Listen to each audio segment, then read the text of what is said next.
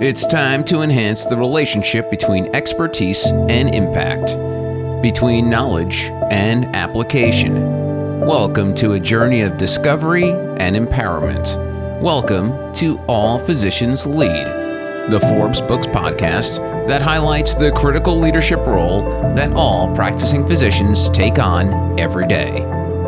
Here's Dr. Leon Morse.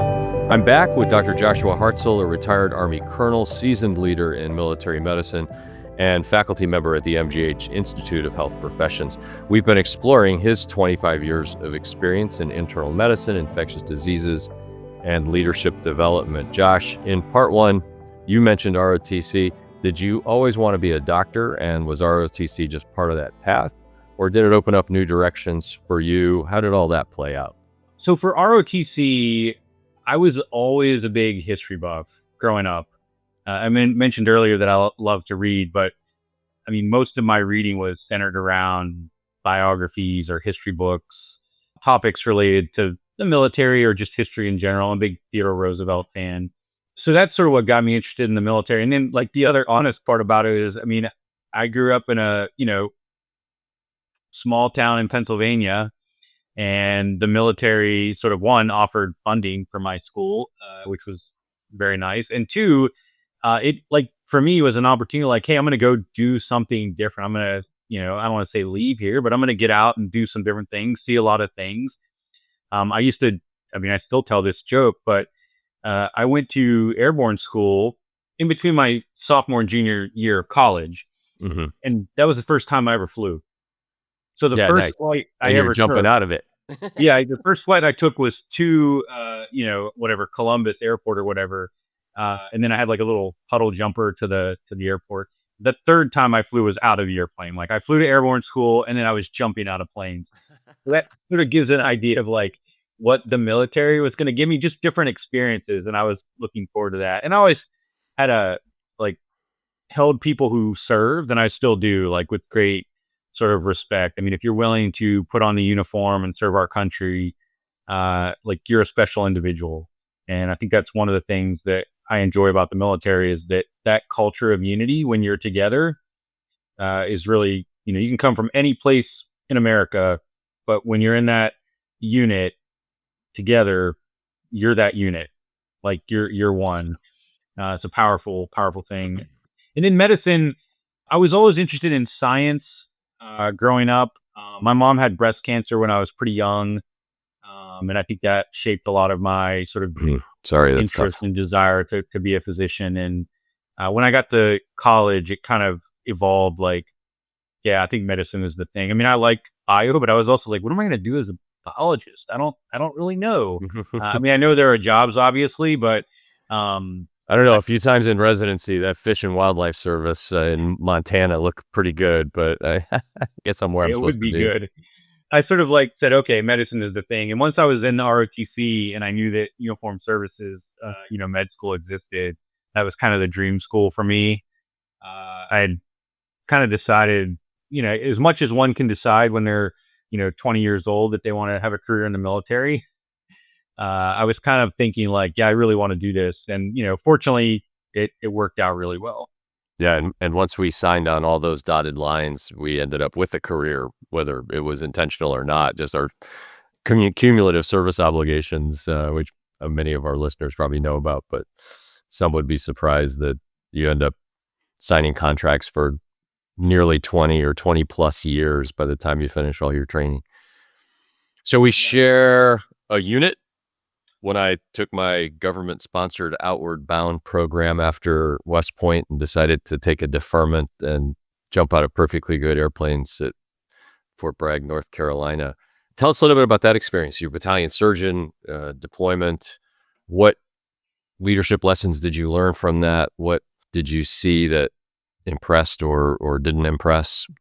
I graduated from my infectious disease fellowship and sort of was like, okay, I knew I was going to deploy. So I sort of volunteered for this deployment and basically graduated from ID fellowship in, end of June. And then mid-July, I'm at Fort Bragg sort of preparing for deployment. Spent several weeks there just kind of getting to know the unit. before they were deploying. So we had several weeks there where we were doing, train up, but also just medical readiness stuff, getting the unit ready to go. That I thought was really critical because, one of the things that, lessons about leadership is really getting to know your people. And I spent a lot of those first couple weeks just spending time with my medics. We were doing PT together, physical training together, Yep. which I have some funny stories about that. We were doing PT together. We would do training, so we would try to, let's do different training exercises to help prepare before we get downrange. So I felt like that was really important. They took me on a run early, and I was like in decent shape, but not like in 18-year-old infantryman shape. So Yep. that was fun. Had some good runs together. But then when we deployed, I think the other thing that I learned is, I had done a lot of training in medicine, but I hadn't done a lot of operational training. I mean, I had been to USIS, I'd been to ROTC, I'd been to airborne school. So I had some familiarity with it, but it wasn't certainly my expertise. So I think the big thing I learned is humility. To rely on the people around you who have done this before. I had, multiple people in our platoon, one of our medicals folks who had deployed several deployments. So really just, humility, listening to them, and then empowering them to do things. I remember one of the things we had to build like an aid station, and it was just sort of like, I'm going to let my platoon sergeant and our, medical team build a great aid. And they did. They built an amazing aid station with basically zero input from me, which is probably what made it so good. Uh, so yeah, I mean, the I think resources and get out of their way leadership, right? stay out of the Nothing wrong with way. But also like knowing what was important to them. Like a couple of them were interested in medicine, like helping them think about what careers in medicine would look like, what we could do that maybe would help them more competitive. What other interests they had, like how could we help them while they were there in terms of building their skills or opportunities that would help them with career advancement. I think one of the things as leaders is our job is to help our people grow. So for me, it was, okay, if I know these medics and I know what they're interested in, or I know my platoon leader, what can I do while we're here to help them be better, but also that will help their careers maybe when we get out of here.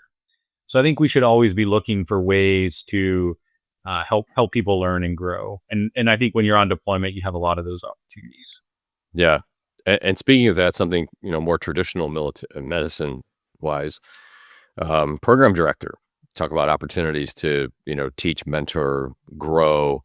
Tell us a little bit about that, some of the experiences you had and how that informed your leadership theory and work. Yeah, being a program director, I feel like is sort of, well, one, it's my favorite job ever. Most important job. I mean, you're really shaping physicians at the most sort of important period of their career when they're in their sort of formal training before they're going to go out and be on their own. But I think what I loved about program directors, one, every day you're investing in people. So it's like the ultimate job of you're showing up and you're teaching and you're coaching and you're mentoring and you're giving feedback. But if it really sort of encapsulates almost the idea of like the book, the idea of caring as a leader. When residents would come to Walter Reed, where I was program director, and I would say, like, when I was meeting them, look, we're not here to be mediocre. Like, our job is not to be mediocre. And like at Walter Reed, I think we have a very high standard and we have a long legacy of excellence in medicine. Yeah, I mean, for if you sure. go anywhere and you say, you worked at or you trained at Walter Reed, people immediately know that. And I think getting our trainees to understand that, look, this is about you, but it's also about you're going to carry forward the legacy of Walter Reed for the rest of your career. And I want to make sure that you do that in a positive way. Yeah. Like So being like if you were baseball, you'd be a New York Yankee, I mean, there's that pains me a little bit as a Pittsburgh Pirate who calls teams to probably leave to but you be know of which I speak, right? Yeah, yeah. I'm not a Yankees fan particularly either, but it seemed to fit. it's gonna happen. I'm already having nightmares. But like I think it's that beauty of like you have really high standards, but then you support your people so that they can achieve those standards. And while you're doing that, you're giving them coaching, you're giving them feedback. So it's this mix of accountability and standards and just helping to raise people's game. I think people appreciate that. They know when you're investing in their careers and trying to make them better. But at the same time, I think like life happens, whether you're in a combat operational unit or you're in a medical training program or you work for Starbucks or wherever, like things happen in people's lives. And I think often the way we treat them when things happen has probably as much impact as anything else we do as leaders. And it gets them to buy in often to a lot of the other things we do. So I'll actually use an example. My father-in-law died when I was program director, and he'd been sick for a little bit, but he passed away. And you know, there was a couple things I was gonna do. I was gonna come into to clinic, and like one of my coworkers was like, "You're not like, there's no way you're coming in." Like she was just like, "You like Rochelle Krug." She was like, "You are not coming into work. Yeah. Like I don't care if you don't have anything to do at That's a home. leader who's paying attention, right? Yeah. Yeah, like I don't care if you have nothing to do at home. You're not coming here." Like, so I think we tried to take that mindset as well. Like when residents were having personal issues or whatever, like we needed to support them through that. And some of them are big, some are small. But I think any leader anywhere, like if you're not paying attention to those things, your ability to influence is going to be diminished because people remember. The other example I'll give is my wife works with somebody and she works at the FDA, and this they had a big meeting coming up, and her coworker or the person who works for her, his dad was really sick, and she was like trying to, I'll try to get this report done, and my wife was like, no, like just go be with your dad, like we got you, right? And I think that mentality in the military of like we got you, really sort of has been ingrained in me, and I think it's just the idea that we're gonna take care of you, your whole person, not just you here at work. But if you need to be at home today because your kid is sick or because you're sick, like we got you, right? And I generally think when you treat people like that, uh, there's always this, I think, myth that, oh, people will take advantage of the system, and they'll like no one will want to take advantage of a system where they're treated that way. Yep. What they'll really want to do is Just the support. opposite. Yeah, they'll want to support that system for other people so that when they need it again, it's still there. Yeah, if you look at some of the statistics that show that, 20, 30, 40% of the time people are not engaged at work, and you can move the needle on that engagement by something like what you just described, then you are winning in a way that you can never measure, but that makes a difference. Yeah. And it just feels good, right? It feels good to take care of people like that, which to your earlier comments, then you feel better about the place where you work and coming to work, and it just multiplies in a very virtuous spiral, right? Yeah, absolutely. That speaks a little bit to balance, and you've done so many things in addition to practicing clinical medicine. What advice do you have to folks about that? Yes, you're a doctor and you've got clinical responsibilities and you're taking care of patients and you have clinic and potentially research that you're doing, but you're also diving pretty deeply into leadership theory and practice and teaching leadership and being a leader. How do you do them well? Yeah, well, I think early in my career, I would say I didn't necessarily do them Yeah. well. So, We all I guilty of that, right? I learned from experience that, having, doing too many things is probably not the best way to go about it. Actually, one of the things that just going back to being PD, one of the things I feel like I did a lot of was telling people like, don't do that. Like helping them clear their plates of I things agree. and being more sort of strategic. But I think for me personally, and like the advice I try to like work with people when they're trying to figure out what their priorities are is really spend some time with what is it that you want to do? Like, do you want to be the best like clinical neurosurgeon in the world? What are the steps then to do that? Mhm. Uh, do you want to be do you want to be a an academic researcher who is getting grants and publishing. Okay, well, what do you need to do that? I think often what I've seen for a lot of us in medicine is that we're not always clear on what it is we want. And because of that, we end up doing a little bit of everything. Whereas I think once you can figure out, hey, my real interests lie here, then you can start going and looking at the things you do and really trying to prioritizing them. And you have to get rid of some of the stuff you're doing. I mean, for me, for example, like early in my career, I did research related to infectious diseases. I enjoyed it. I liked it. The military was a great environment for Yeah. some of the opportunities I had. But several years ago, I made sort of a unilateral decision that I was no longer going to do any infectious disease research. Mhm. And I have people who will reach out to me and ask me to collaborate on something or write something related to topics that I've worked on before. And I say no, even when they're really interesting, because, where does my real passion lie? Well, my real passion lies with developing other leaders. And I'm very fortunate that my day job is 70 to 80% of that. The other 20, 30% is clinical.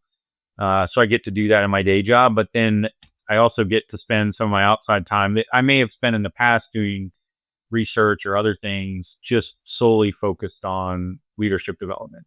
For others, that may be, working on their clinical skills, or it may be working on teaching, or it may be, I love being a physician, but I love being a physician part time, or, what I really love is playing in my local concert band, and that's what I want to spend my, extra time on.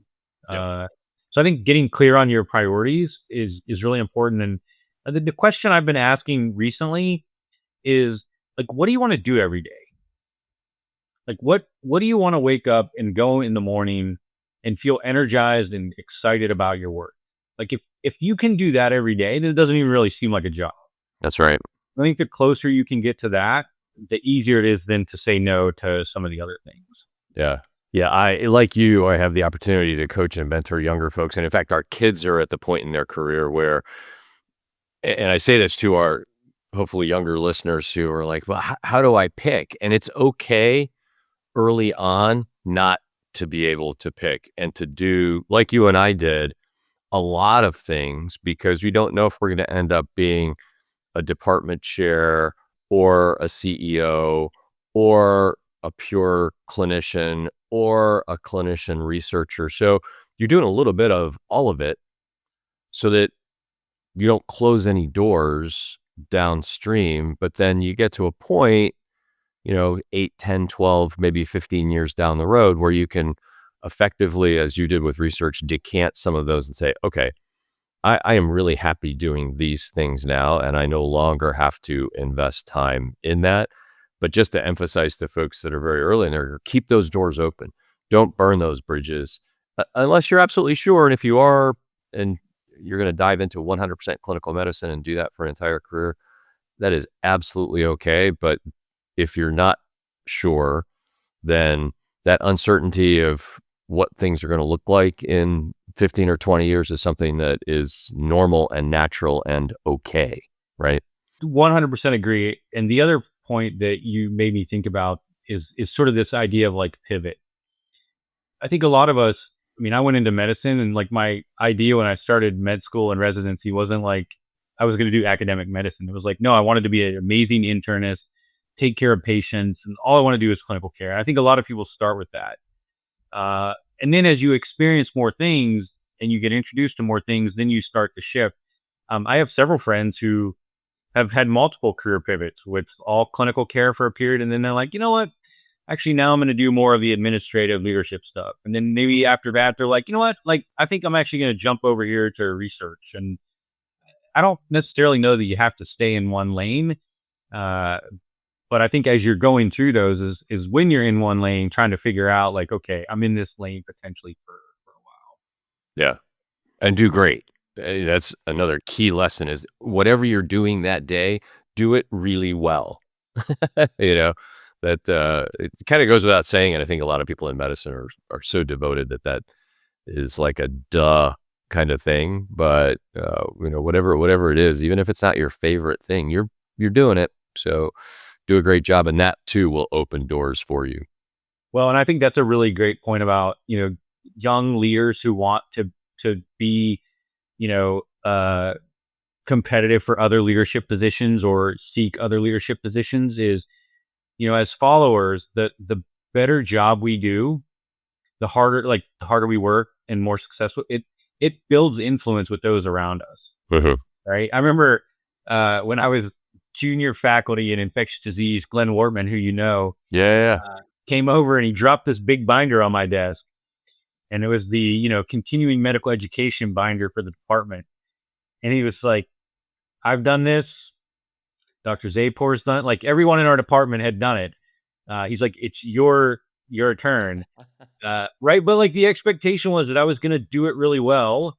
Yeah. One, because the department needed it. But if I didn't do it well and I slacked on it, I would be losing influence with him, certainly.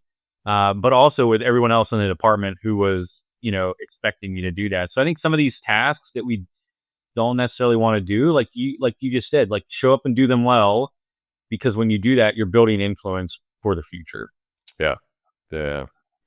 So getting close to wrapping it up, if you had to summarize 2 or 3 key lessons from your recent book, and it's available on Amazon. I know it is, Barnes and Noble too, I'm sure, as well. What would you let our readers know? First of all, go get the book. That's the first thing. But other than that, a couple of things you'd want to leave them with. I would ask them to just think about the leaders that they've worked with the most, that they really respected, and what was it about them that they really respect. And then when they reflect on that, I would ask them to think, how does the word caring relate to that? And my gift is going to be, the first lesson is that the leaders who we want to work for the most, or that we would run through walls for, are leaders that really care about us. So anything you can do to help demonstrate that you care for your people is going to be an effective strategy. I would say the other one, and we mentioned this earlier, but I think it's really critical, is that, as leaders, our job is to develop other leaders. So ask yourself, what am I doing today to help the people who work for me be better at their job? What am I doing today to help the people advance their careers? How am I creating opportunities for them? How am I mentoring, coaching, sponsoring those? I think that's really, really important. And then the final point I would just say maybe is, as you think about the book, our lives as leaders are never over. We're always on that journey and growing. So for each of us, like, what are we doing to be better and more effective as leaders? I mean, I asked the question, if you read, literally for like 15 or 20 minutes a week, how much of a difference would that make in your leadership? Yeah. And do we owe it enough to each other, to ourselves, to our patients, right? Because as you wrote in your book, at the end of the day, all of this is about how do we improve patient care? Well, that little investment in leadership is going to hopefully result in huge impact on patient care at the end of the day. Yeah, nice.